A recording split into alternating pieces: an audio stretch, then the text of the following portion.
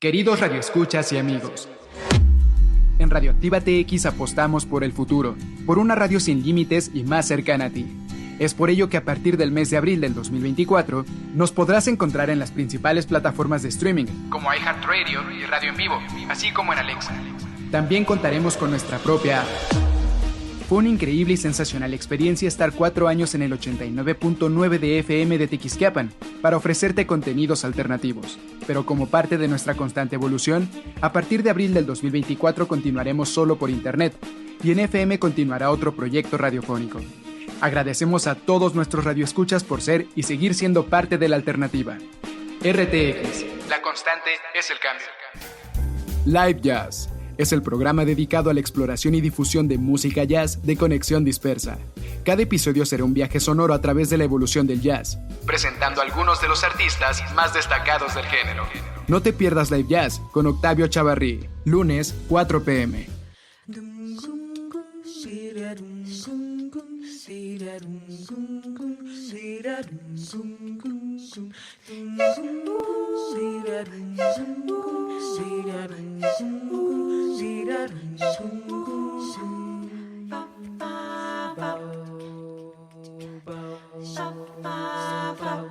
Siempre que te pregunto que cuándo, cómo y dónde, tú siempre me respondes, quizás, quizás, quizás.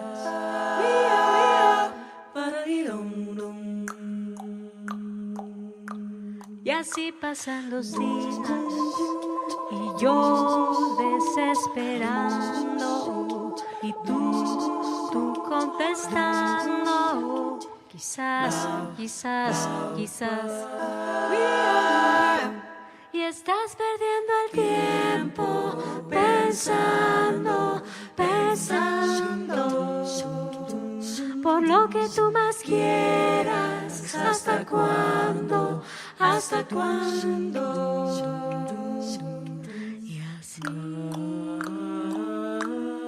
pasan los días y yo desesperando y tú contestando, quizás, quizás, quizás. Y estás perdiendo el tiempo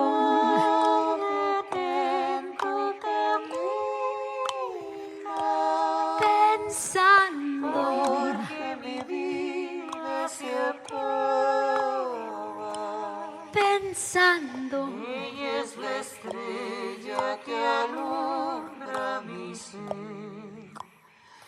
Yo sin su amor no soy nada. Pensando por lo que tú más quieras. ¿Hasta cuándo? ¿Hasta cuándo? Y así pasan los días y yo desesperando y tú contestando, quizás, quizás, quizás. ¿Qué tal, amigos de Live Jazz? ¿Cómo están? Sean bienvenidos a Conexión Dispersa y Radioactiva TX. Son los canales por los cuales ustedes pueden escuchar este programa y me da mucho gusto que nos acompañen. Soy Octavio Chavarri, me acompaña como siempre Israel Rodríguez en los controles y en la producción.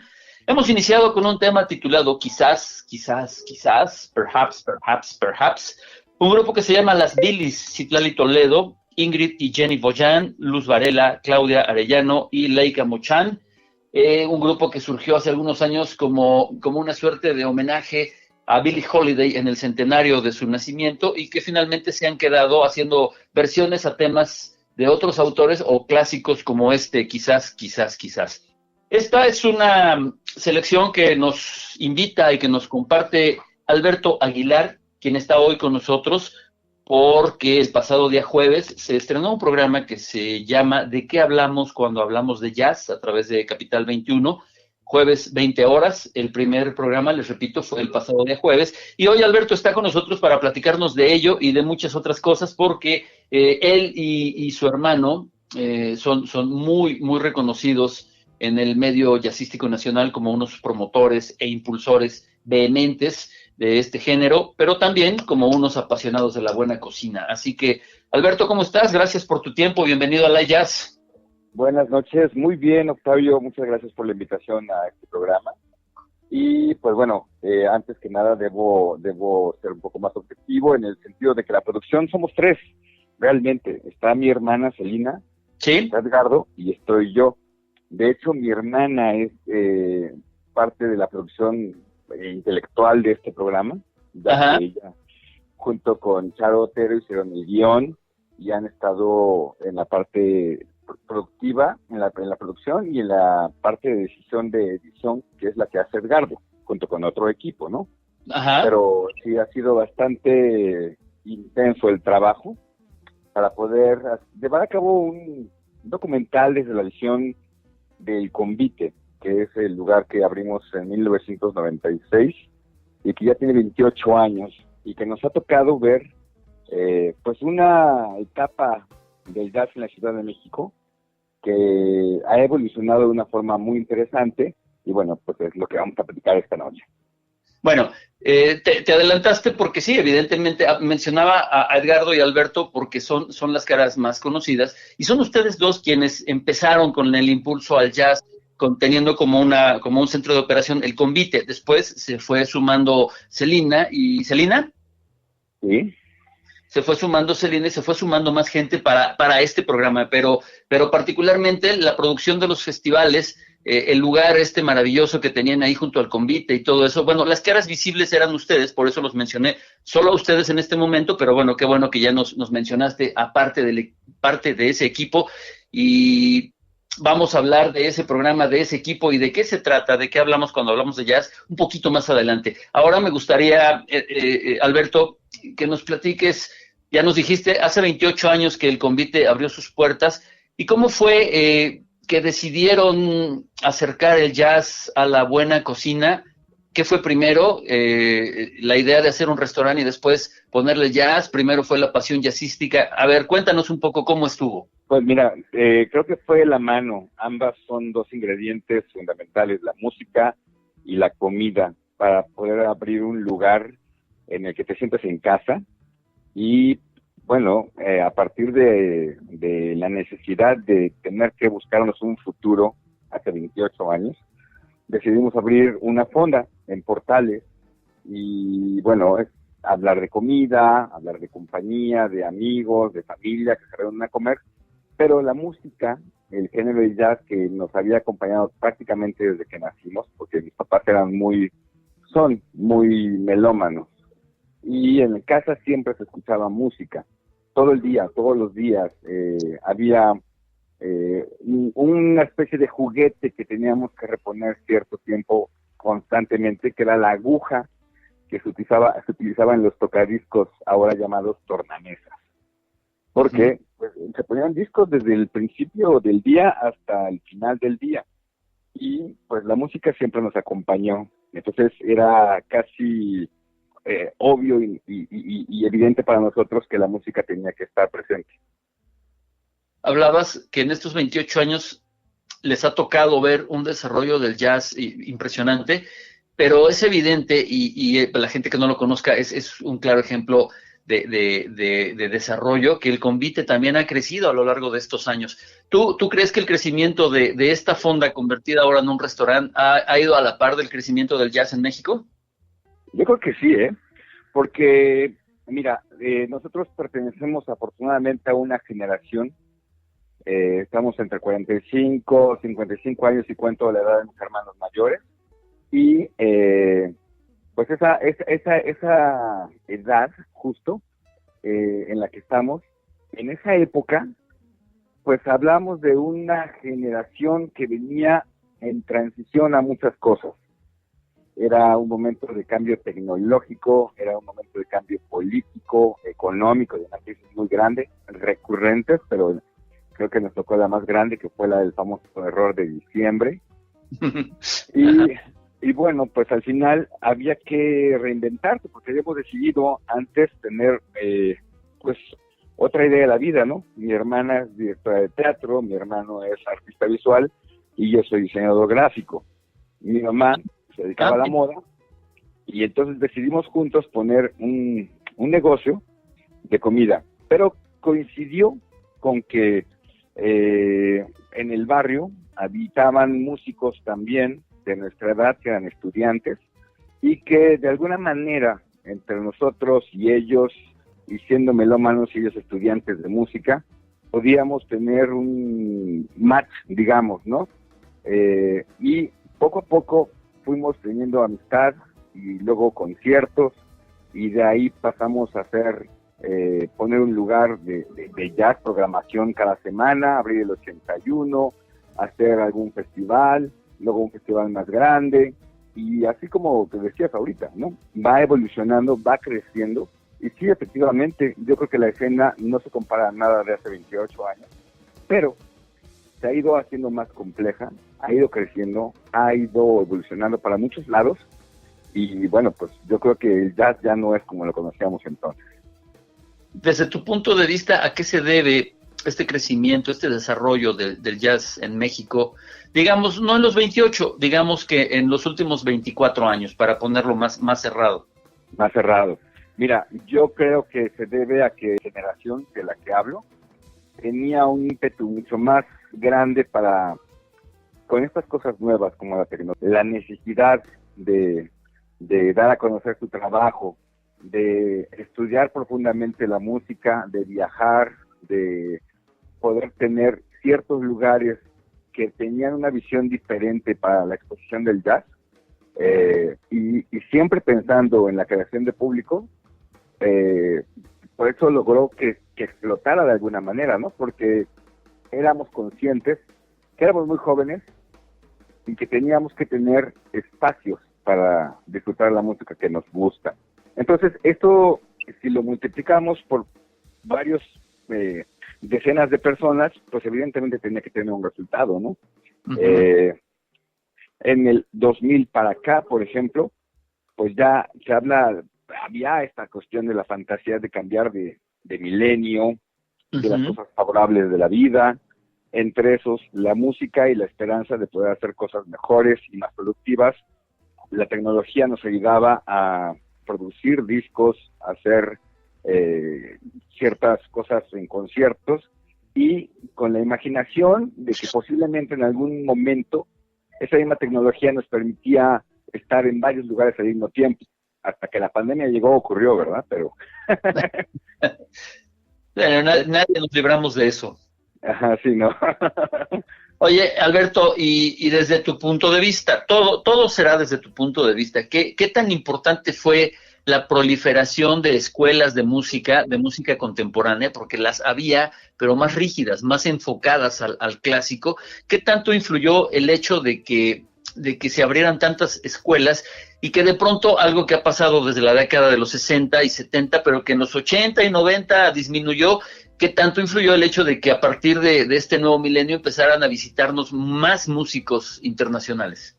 Pues bueno, es lo que te digo un poco, ¿no? Toda esta transición nos permitía conocer más allá de lo que nosotros denominamos la cortina de nopal, que era la imposibilidad de tener discos físicos constantemente en las tiendas, uh-huh, que nos impedía tener conciertos, que nos impedía económicamente acceder a conciertos, porque conciertos había, pero eran caros, eran para gente que tenía el famoso abono en Bellas Artes, ¿no? Y bueno, pues ya pertenecía, aunque lo neguemos de alguna manera en el medio del jazz, sí era elitista, ¿no? Era elitista en la visión que se tenía, porque se pretendía de una forma pues un poco boba la idea de que si tú no eres iniciado en este género, pues difícilmente podías acceder o te permitía el medio, ¿no? Te veían feo como nuevos si entrabas, ¿no? Estos chavitos que hacen aquí, estas personas, pues como que son rockeros, no son jazzistas. Porque hay que recordar que la mayoría de la música, de los músicos del jazz, antes pretendían ser rockeros, ¿no? Eran los disidentes de la música clásica, que todavía no encontraban un futuro, digamos, prominente en algún género. Tenían mucho más la búsqueda de la libertad, la búsqueda de otros ideales en la música, y se encontraron con la posibilidad del jazz, pero de otra manera. Pero de origen, la mayoría quería ser rockero. Yo me acuerdo cuando entré a la Escuela Nacional de Música, que la mayoría que iban a percusiones realmente querían estudiar batería para un grupo de rock. Los que entraban a contrabajo, cello, la realidad que querían estudiar con bajo eléctrico. Instrumentos, ¿no? Sí, instrumentos para rock. De ahí es la importancia de estas escuelas contemporáneas, ¿no? Que vinieron... Sí, completamente. Que llegaron también de la mano de gente que tuvo visión, que hizo un espacio, y a veces de la misma generación de nosotros. Está contigo, entre tu generación y la mía, esa visión. Tú mismo, por ejemplo, en algún momento, después del 2000, pues viste la posibilidad, la cantidad de gente que ya era razonable, y que había la posibilidad de traer músicos del extranjero. Y bueno, también surgió el lunario, y surgieron espacios que te podían permitir el lujo de tener conciertos que aparentemente no iban a tener éxito. Sin duda. Bueno, vamos a escuchar más música y regresamos para seguir platicando con Alberto Aguilar, que es una de las cabezas de El Convite, y de qué hablamos cuando hablamos de jazz, este programa que se estrenó el jueves pasado a través de Capital 21 a las 8 de la noche y que tendrá una temporada todos los jueves en ese mismo horario. Vamos a escuchar otra sugerencia de Alberto Aguilar. Esto se titula La Cordura y es Alan Fajardo y los Viajeros con Benjamín García, Emilio Reina, David Pang y Reona Sugimoto. Aquí está.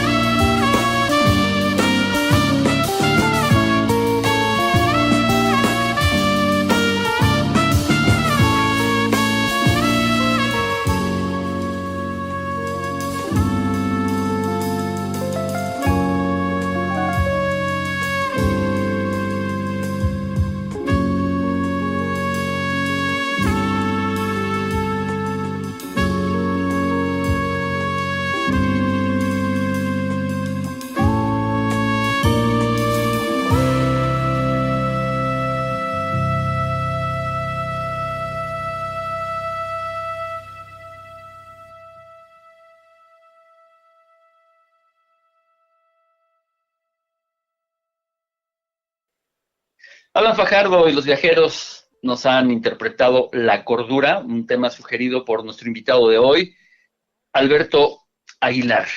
Mi querido Alberto, pues ya platicamos un poco del desarrollo, de tu visión acerca del desarrollo del jazz a partir del nuevo milenio. Platicamos un poco del Convite, ese lugar maravilloso que no solo ofrece buena cocina exquisita.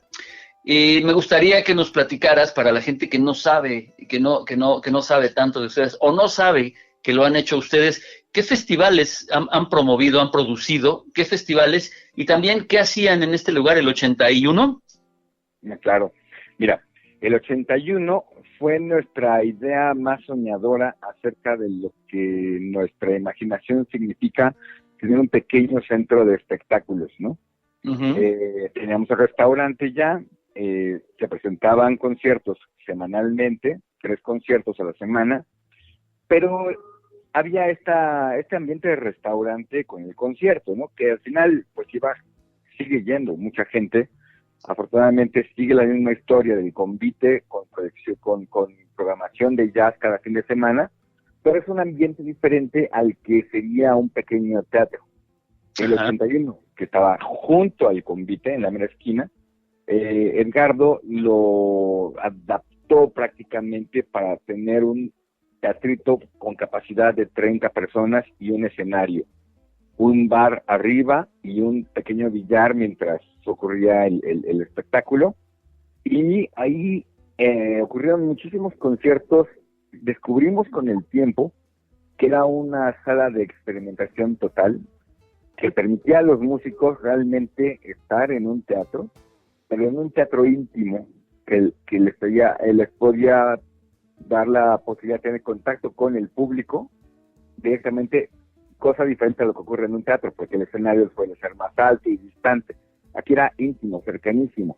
La acústica era muy buena, la iluminación, y documentábamos todo lo que hacíamos. Eso lo hemos hecho desde el principio del Convite, pero ahí nos podíamos dar el lujo de tener pues consolas y cámaras y el silencio, pero la presencia al mismo tiempo que se nota del público y los músicos. Entonces la interacción era increíble y ahí surgieron un festival que se llama Ars Futura.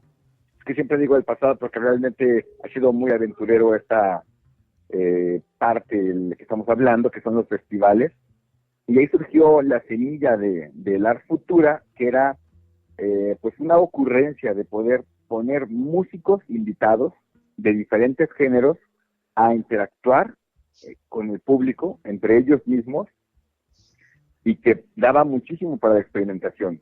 Entonces, ocurrieron muchísimas cosas, ¿no? Desde tener a un flautista de barroco con jazzistas, hasta a un guitarrista norteamericano recién llegado con unos argentino baterista, y etcétera. Ocurrían muchas cosas en el sonido, en la energía que podía producir en ese lugar. Era increíble. Y al final del concierto, pues la idea era que terminando salieran a cenar al Convite, al lado. La cocina cerraba tardísimo, cerraba a la 1 de la mañana. Y son cosas que uno pues se imagina cuando empieza a viajar, se da cuenta que sí existen en otros lugares del mundo. Y bueno, pues esa era nuestra idea de el 81 y el Convite. A partir de ahí, de ver que era posible, pues intentamos llevar esto fuera del lugar del Convite y del 81 a la ciudad. Entonces hubo la posibilidad de ser un festival invitado. Ahí creamos el Jazz Book y se creó ese festival para hacer un festival invitado dentro de la Feria Internacional del Libro del Zócalo, que era completamente diferente a estar en una programación de la Feria del Libro. Era un festival invitado dentro de la feria que nos permitía tener un espacio especial para el Festival de Jazz. Nos gustó mucho la ubicación, porque para nosotros era muy importante en ese momento hablar del jazz desde el centro, y el centro es el Zócalo de la Ciudad de México.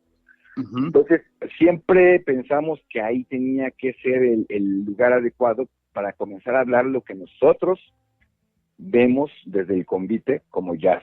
Lo que ocurre, cómo se evoluciona, cómo se enriquece, cómo conceptos como la migración, la inmigración, los académicos, los investigadores, toda esta gente que participa de alguna manera, tú, por ejemplo, como promotor, en el enriquecimiento del jazz, era el punto adecuado, ¿no? Porque además, en cada Jazz Book, que ya va a ser la 10ª edición este año, se suspendió por algunos años, pero no teníamos problema en eso. No es un festival que se tenía que hacer cada año, sino cada vez que se pudiera hacer.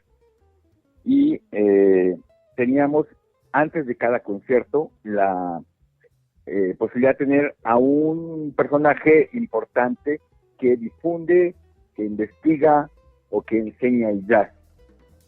Sobre todo como una cuestión didáctica, Ajá. al público nuevo, porque era para todo público, niños, jóvenes, adultos, mayores, toda la gente que se presentara en el Zócalo. Entonces, esta posibilidad de explicar en cada concierto qué es el jazz, de dónde viene, qué grupo se va a presentar, como una introducción a un libro complejo, pero hacerlo fácil, pues nos fue abriendo los ojos para ir pensando en otros proyectos más complejos, como llevar el Ars Futura al Ángela Peralta, o como hacer un festival de el solo de piano, que fue un gran festival dentro de el Museo de Hacienda, el ex arzobispado, que depende de la Secretaría de Hacienda, y volverlo realmente un festival de culto, un festival donde se presentaran grandes artistas y la gente quisiera verlos. Todo era gratis para el público. Siempre esta pretensión, que no digo pretensión porque es muy, muy difícil, constantemente hacer que la gente se interese en el jazz, que sea gratuito, que se le pague a los músicos, Uh-huh.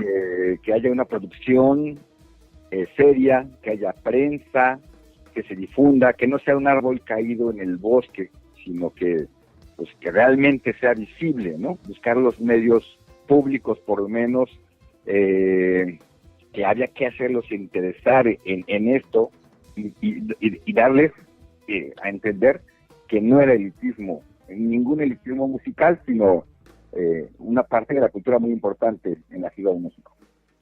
Bueno, pues eso es parte de lo que los hermanos Aguilar han hecho.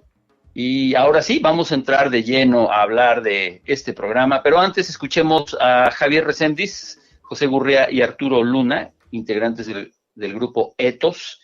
El tema se titula Air y es una sugerencia de Alberto Aguilar, que hoy está con nosotros. Aquí está.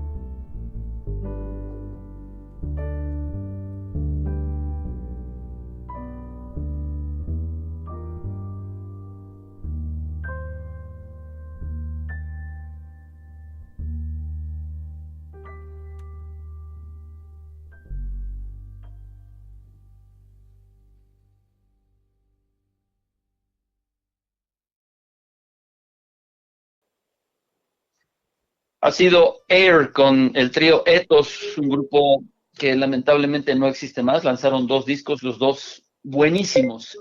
Y ahora, bueno, pues ellos andan haciendo labor, cada quien por su cuenta. Javier Méndez triunfando en Chicago.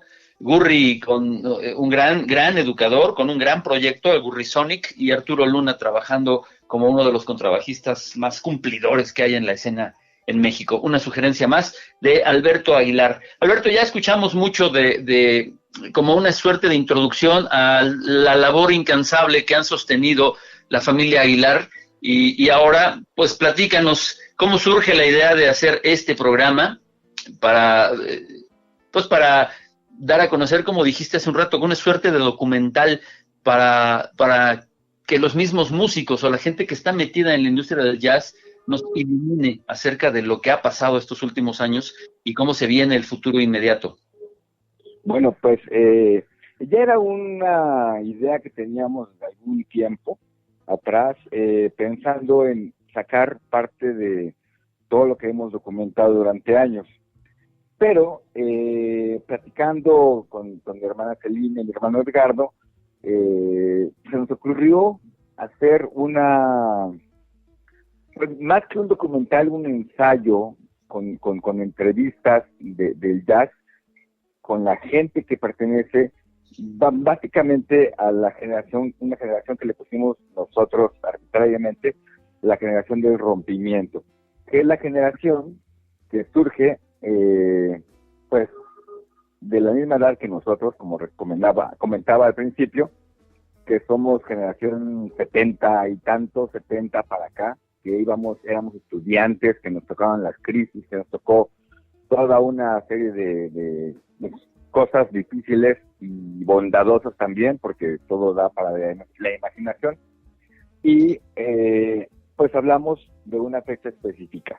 Dijimos, bueno, vamos a hablar desde nuestra visión, que es desde donde, no la parte musical como melómanos, sino como la parte de programadores de música que nos ha tocado. Entonces, la fecha es 1996, un año que para nosotros es importante porque es el año en que abrimos el convite, pero por coincidencia es un año en el que también cierra otro gran lugar que se llama el Arcano.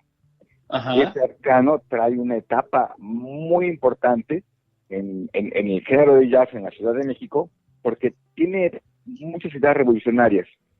Es un lugar ícono para la historia, pero que lamentablemente cerró y coincidentemente nosotros abrimos. Bueno, pues a partir de esa fecha, que coincide con toda la generación de Diego Maroto, Iraida Noriega, Luri Molina, Pancho Leo Larrea, Eddie Vega, un montón de gente que es de la misma generación y que sabemos que a partir de esa fecha, nosotros no lo sabíamos entonces, pero en retrospectiva, comenzaron a hacer música de una forma diferente. Comenzaron a hacer una música, además, realmente colaborativa. Ya no había bandos de jazz, tú tocas acá y yo toco acá y no tocamos donde tú tocas, ese tipo de cosas que ocurrían antes, ¿no? Y bueno, pues algunos son vecinos, algunos son amigos, algunos son gente que vamos conociendo poco a poco, y queda documentado durante un largo periodo. Edgardo es un clavado de documentar fotografía y video, audio, pues muchas cosas que iban ocurriendo. Nunca pensamos que tuviéramos un acervo tan grande, y en esta idea para hacer el programa de qué hablamos cuando hablamos de jazz, pues se nos ocurrió que era el tiempo adecuado para poder sacar parte de este material, pero con entrevistas hechas en este año. Entonces, eso nos permitía hablar de situaciones que ocurrieron hace años para acá y ver, platicando con ellos, esta concientización de esta historia que nos ha tocado ver, programar, difundir, y que pues se han vuelto de alguna manera amigos de nosotros personales, y bueno, que eso nos permite también preguntar cosas que normalmente cuando hablamos de música pues no tocamos, ¿no? Y que de esta manera sí nos permite hablar de por qué decidieron ser músicos, qué les afectaba económicamente para llevar a cabo sus sueños, cómo hicieron sus discos, de dónde sacaron el dinero, a quién conocían, por ejemplo, cómo fueron conociendo maestros, cómo entraron a las escuelas o cómo no entraron y siguieron siendo músicos. Ese tipo de detalles como de la vida íntima, ¿no? Pero bueno, ese es básicamente parte de lo que se ve en el programa. Son 10 capítulos. Comenzamos con una parte fundamental que nos parece importante para platicar de todo lo que viene, que es la identidad, que es algo muy importante que siempre se ha cuestionado acerca del jazz mexicano, ¿no?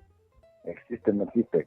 Pero no nos referimos a si existe el jazz mexicano o no, sino el sonido del jazz, ¿no? El sonido de la música. ¿Cómo nos vemos? ¿Cómo nos vemos nosotros o cómo nos ven fuera de México? Y ha sido muy interesante, y ahora que vean la serie completa, pues se irán dando cuenta cómo va saliendo esta parte que creo que nos explica muchísimo de lo que hay ahorita. ¿Cada capítulo será un tema diferente? Cada capítulo es diferente. Son 10 temas que consideramos que son importantes y nos faltan, pero bueno, es limitado un poco poder hacer más larga la serie. Y te digo, comenzamos con la identidad, ¿no? Después nos vamos con los académicos, después la generación de la ruptura, la migración, las mujeres en el jazz, los festivales, etc., ¿no? Sí, hay cosas ahí que creo que se tienen que tocar con el mismo número de personas que entrevistamos, que son cerca de 50 personas, pero que son vistas no necesariamente jazzistas, sino gente que está alrededor del jazz o gente que ha tomado parte del jazz para hacer su música, y por eso le pusimos ese nombre, ¿no? De qué se habla cuando se habla de jazz. No es qué hablamos nosotros los jazzistas, ¿no? Claro, porque finalmente tenemos que admitirlo, la visión de un jazzista de su trabajo puede ser muy extremista, ¿no? Puede ser o una visión muy limitada o una visión muy amplia, pero es importantísimo tener la visión de gente que no está haciendo música, pero que sí está siendo parte de la escena. Sí, claro. Por ejemplo, yo ahorita que estoy hablando contigo, me vienen muchos recuerdos de lo que hacías, una cantidad de trabajo para poder traer músicos de fuera. Probablemente en ese momento era difícil para los que traías que creyeran que había un público acá. Ahora vienen solos, ¿no? Ahora vienen buscando sabiendo que hay muchísimo. Sí, fue un momento fue un momento muy duro, porque además los costos eran muy altos.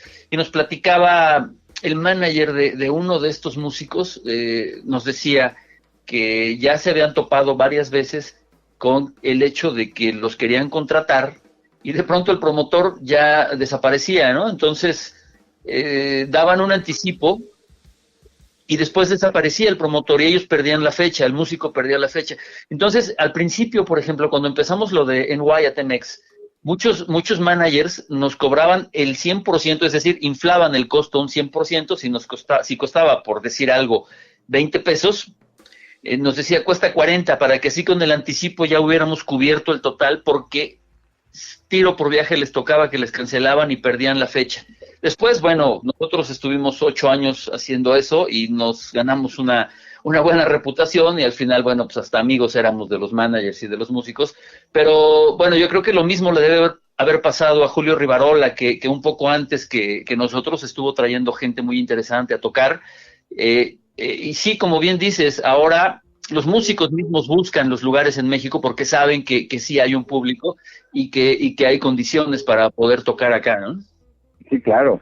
No, cambió muchísimo. O sea, si hacemos un recuento de lo que ha ocurrido, también es increíble cómo los músicos que antes muy probablemente no se hubieran atrevido a salir de México como lo que son grandes músicos, pues no se hubiera dado, ¿no? Ahora vemos músicos mexicanos en Europa, en Estados Unidos, en Canadá, en Argentina. Es increíble. Se ha podido lograr toda esta parte que antes era impensable. Sí, somos de una generación que tú te debes de acordar que cuando hablábamos de Santana, o de Abraham Laboriel, o de Fito de la Parra, pues eran los únicos. No, eran grandes figuras, pero eran los únicos, y de pronto saber que un músico se iba, pues era como, híjole, pues que ha aventado y va a ver qué logra hacer. Ahora es común, ¿no? Hay muchos jóvenes en Europa, bien dices, y en Estados Unidos, y hay ejemplos muy claros de gente que está triunfando más allá de Antonio Sánchez, pero hay muchos otros músicos que ya tienen un nombre bien forjado en el extranjero, y bueno, pues todo ha sido resultado de todos estos cambios que se han dado en los últimos 25 o 28 años.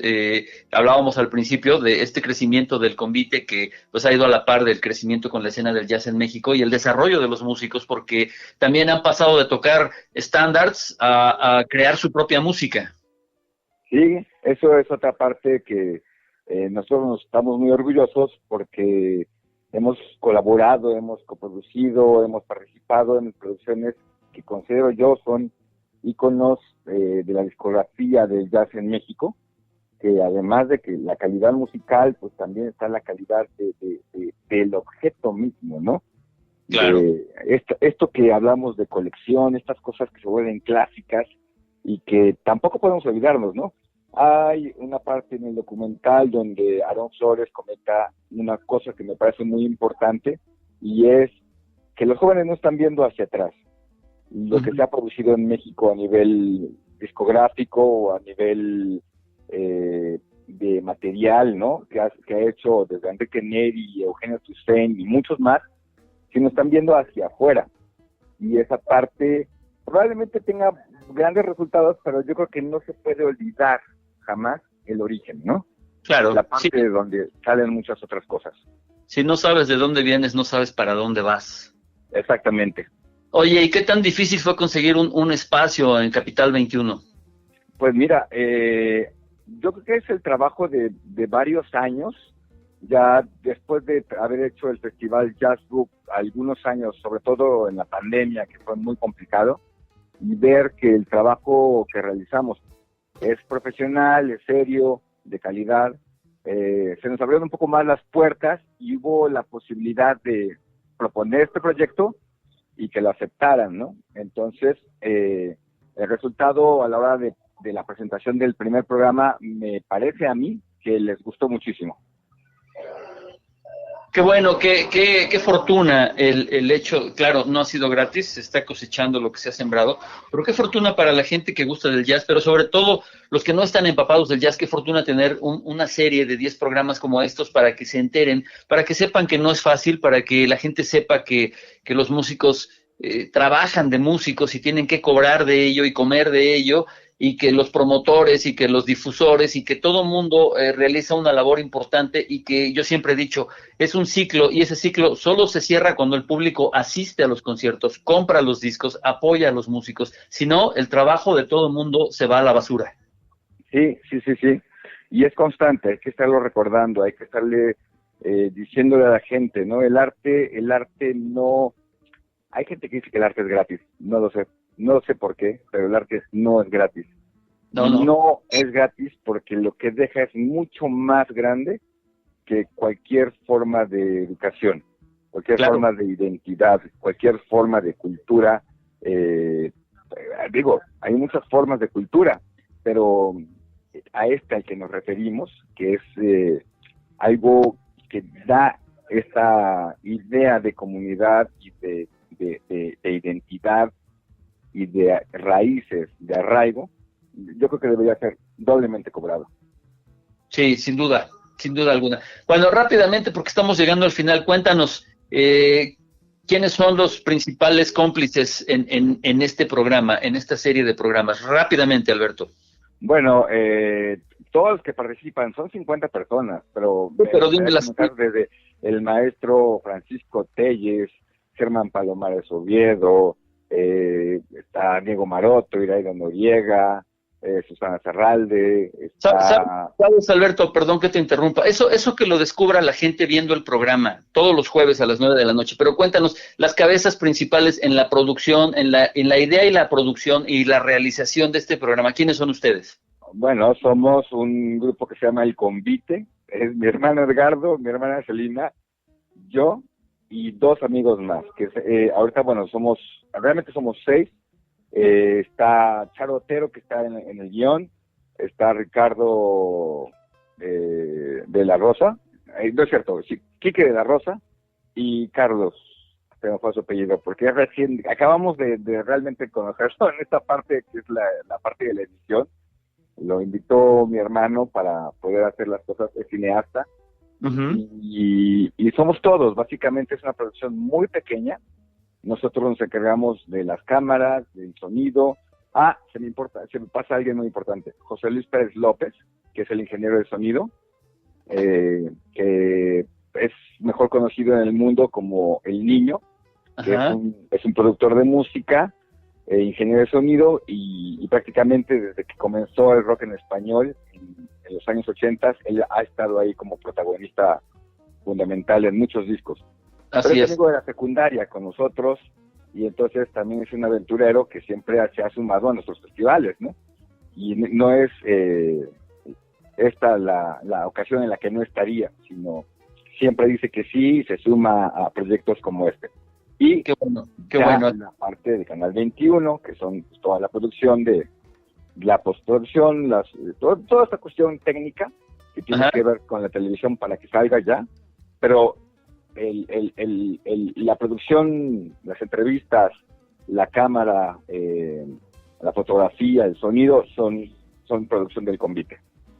Perfecto. Muy bien, pues invita al auditorio a seguir el programa, mi querido Alberto. Pues sí, todos los jueves, son 10 jueves de aquí hasta mediados de septiembre, son 10 capítulos del programa ¿De qué hablamos cuando hablamos de jazz?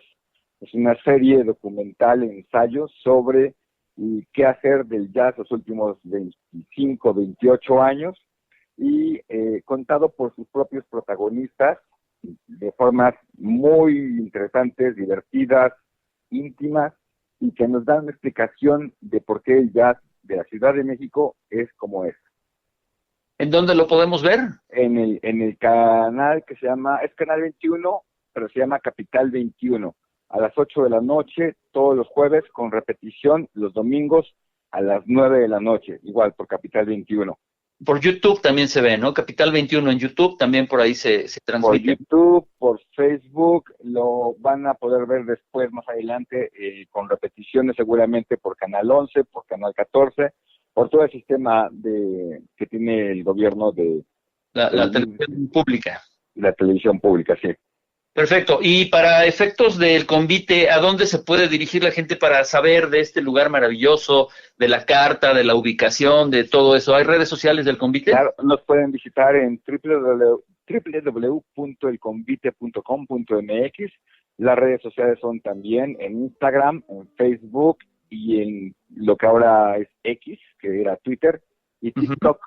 Todo está con el nombre El Convite, que es el Convite, es una marca registrada, no hay otro Convite en ningún lugar del país, y bueno, estamos muy orgullosos de eso también, porque desde el principio hemos tenido esa preocupación de tener todo así al tiro, ¿no? Marca registrada, permisos, todo lo que significa hacer un festival, todo lo que significa tener un restaurante, todo lo que significa hacer una producción de televisión como esta, que, bueno, desde que lo vean, casi estoy seguro que les va a gustar. La imagen es muy alta calidad. Sin duda, yo vi el primer capítulo y lo pueden checar en YouTube, está buenísimo. Y bueno, pues ahí está, ahí en las redes sociales del Convite también pueden checar la cartelera de conciertos que es semanal, es jueves y viernes. Es muy buena la cartelera. Yo me atrevería a decir que es la cartelera, y después de ahí las demás carteleras. Perfecto, muy bien, pues bueno, pues ya nos vamos, Alberto. Antes de irnos, siempre desarrollo esta mecánica. Bueno, un saludo al queridísimo Memo Elguea, que nos está escuchando. Saludos, Memo. No, claro. Importante de estos que están entre bambalinas, pero importante para el jazz en México, Memo Elguea. Algún día lo vamos a platicar con él, porque tiene mucho que decir de rock, jazz y de muchas cosas. Bueno, antes de irnos, hay una mecánica que siempre practico. Te voy a decir 2 nombres y tú me vas a decir en este momento a quién te gustaría escuchar, no quién es mejor, no quién es más importante, nada, solamente ahora mismo a quién quisieras escuchar, ¿sale? Sí. Ahí te va. ¿Diego Maroto o Diego Franco? Diego Franco. ¿Agustín Bernal o Aarón Cruz? Aaron Cruz. ¿Hernán Hest o Gabriel Puentes? Hernán Hedge. ¿Magos Herrera o Iraida Noriega? Iraida Noriega. ¿Héctor Infanzón o Enrique Neri? Héctor Infanzón. ¿Eugenio Toussaint o Alex Mercado? Eugenio Toussaint. ¿Pancho Lelo de la Rea o Betuco? Betuco. ¿Alan Fajardo o Joe Detien? Alan Fajardo. ¿Quinto Elemento o Antropóleo? Antropóleo. ¿Ana Ruiz o Dulce Recillas? Ana Ruiz. Bueno, pues con un saludo muy grande a Edgardo y a Celina Aguilar. Alberto, te agradezco muchísimo el tiempo. Estás en un centro comercial, acabas de ver El Padrino. Qué gusto, qué emoción ver al actor de actores, al gran, enorme Marlon Brando, acompañado de otros grandes como Al Pacino y James Caan, pero pudiste ver a ese ícono de la actuación que es Marlon Brando. Qué bueno que lo pudiste ver en pantalla grande. Te agradecemos porque estás en pleno centro comercial y de pronto hablar entrevista rodeado de gente es medio raro. Muchísimas gracias. Nos vamos a ver muy pronto, mi querido Alberto. Pues, por ahora nos despedimos con Héctor Infanzón. Y es curiosamente una de mis canciones favoritas. Se titula No porque me acuerdo. Alberto Aguilar, muchas gracias. Israel Rodríguez, muchas gracias. Y gracias a toda la gente que estuvo a través de Conexión Dispersa y de Radioactiva TX. Yo soy Octavio Chávarri. Nos escuchamos en la próxima. Un abrazo para todos. Adiós.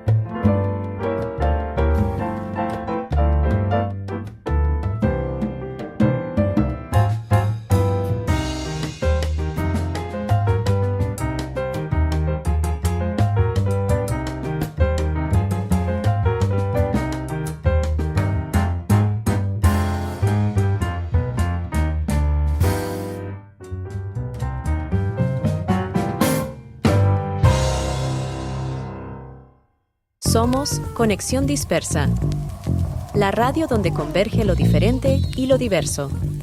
6 años generando contenido. Les agradecemos su apoyo y participación en nuestra comunidad, lo que nos impulsa a seguir mejorando y creando contenido de calidad.